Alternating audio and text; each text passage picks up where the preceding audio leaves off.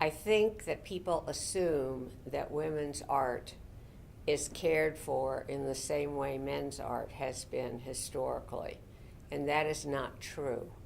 The reason we have lost so much of our cultural heritage, the heritage I tried to document in the dinner party, is because we do not have enough institutions to care for, preserve, and transmit our culture. Somebody asked me recently about my books. I've published 14 books. The reason I started writing about my own work, first with Through the Flower, My Struggle as a Woman Artist, is that other people were not writing about my work. By the time I did the dinner party, I knew a lot about the historic erasure of women's achievements, and I was determined that that was not going to happen to me or my work. I think one of the reasons people have so much trouble figuring out how to describe the dinner party studio and my other large collaborative projects is that it's an unfamiliar model.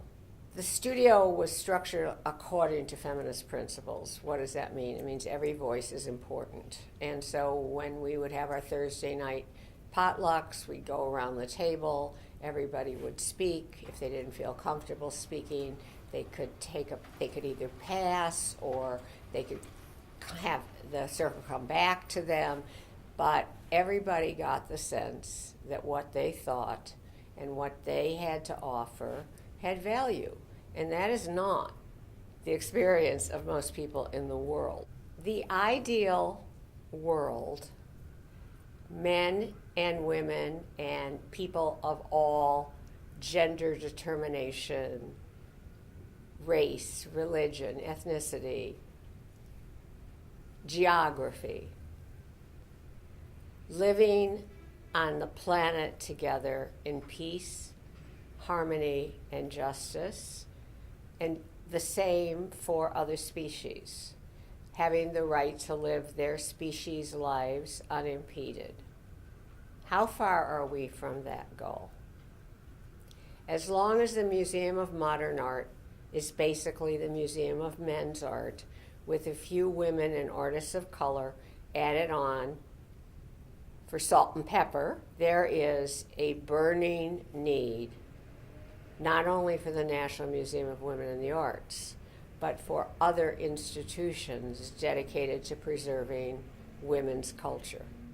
There are so many, many, many, many thousands of women whose contributions are under-recognized, underappreciated, marginalized, erased, discounted, and right now, in 2017, we are witnessing, sadly and tragically, the story the dinner party tells.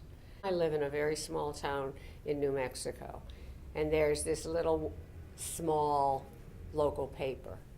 And there was a column, an editorial column, by somebody from our community, and she said, I am focusing every day on trying to find some pleasure during the day because it is so hard for me to see what's going on in terms of the reversal of all the changes we all worked for.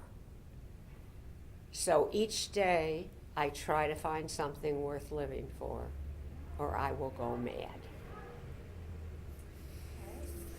Okay. That was outstanding. That's great. Thank you. I told you it wouldn't take an hour, right?